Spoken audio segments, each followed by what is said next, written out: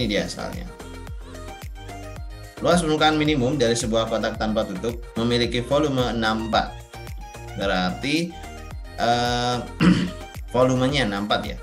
Kalau seandainya kotak tanpa tutup, berarti volume tetap panjang kali lebar kali tinggi. Hasilnya sama dengan 64. Nah, ini mungkin bisa kita katakan sebagai persamaan constraint ya. Nah, jadi constraint-nya itu adalah persamaan volume. Nah, fungsi objektif kita justru fungsi luas permukaan.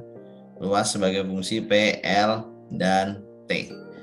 Dan rumusnya kalau tanpa tutup berarti yang bagian atas kosong.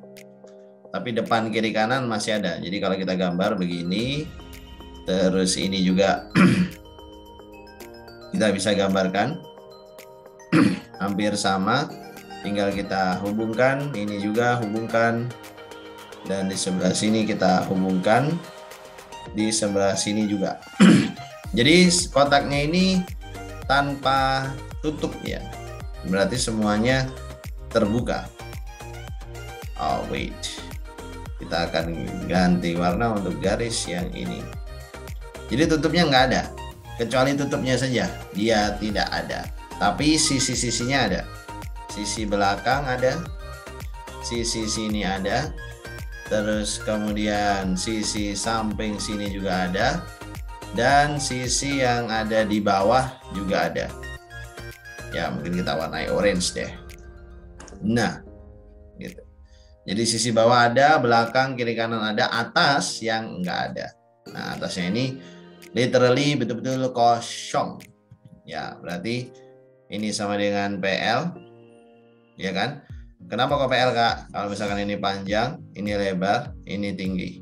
Berarti PL-nya hanya satu, lainnya lipat 2. PL ditambah dengan 2 LT ditambah dengan 2 P kali T.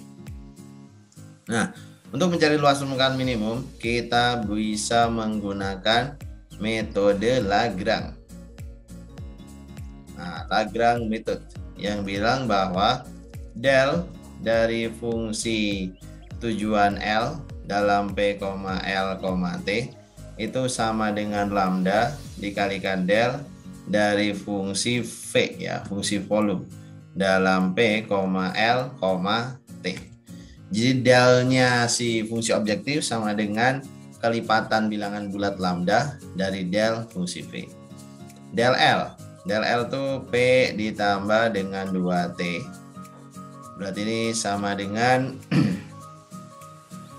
oh berarti bentuknya gini, P ditambah 2T, terus itu del P dulu ding. Kalau del P, L ditambah 2T, del LP ditambah 2T, del T 2P plus 2L. Nah, ini sama dengan lambda dikalikan dengan del VP atau via VP LT PT sama kemudian PL. Dah gitu. Sehingga kalau kita bikin persamaan berarti L ditambah dengan 2T sama dengan lambda LT. Terus kemudian apa lagi? Berikutnya adalah P ditambah 2T sama dengan lambda PT. Terus satu lagi adalah 2P tambah 2L. Ini sama dengan lambda PL. Nah, gitu. Sama persamaan satu lagi constraint. PLT minus 64 sama dengan 0. Nah, ini adalah sistem persamaan Lagrange yang harus kita sediakan setiap kali kita mau menyelesaikan masalah serupa. Oke, kita akan buka halaman baru.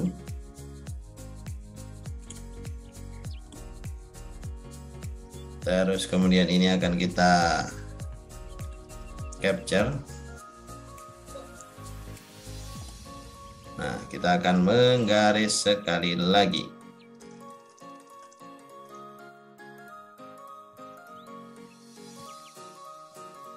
Oke. Sudah, seperti ini ya. Berarti kita sekarang akan menarik persamaan lambda dari masing-masing equation. Lambda dari equation 1 berarti ini sama dengan L ditambah 2T per LT. Terus lambda dari equation 2 ini sama dengan P ditambah 2T per PT. Dan lambda dari equation 3 itu sama dengan 2P tambah 2L dibagi dengan PL.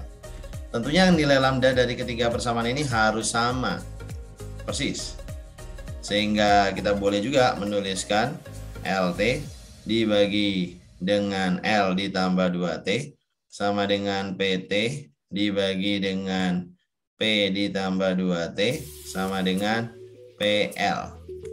Oh, sama dengan, ya benar, PL dibagi dengan 2P ditambah 3L. Nah, kita bebas mau menyelesaikan yang mana dulu. Misalkan aku mau menyelesaikan dua persamaan yang pertama dulu deh. Nah, dari situ berarti kita akan dapatkan LT per L tambah 2T ini sama dengan PT dibagi dengan P ditambah 2T. Kita bisa eliminir faktor T dan mendapatkan PL plus 2LT sama dengan ini. PL plus 2LT sama dengan PL plus 2PT. Alright, terus kita coret. T-nya juga kita coret. Berarti P ternyata sama dengan L. Karena 2P ya seperti itulah. P sama dengan L. Terus kemudian persamaan yang kedua juga sama. Mungkin aku akan menyelesaikan yang hubungan 2 dan 3.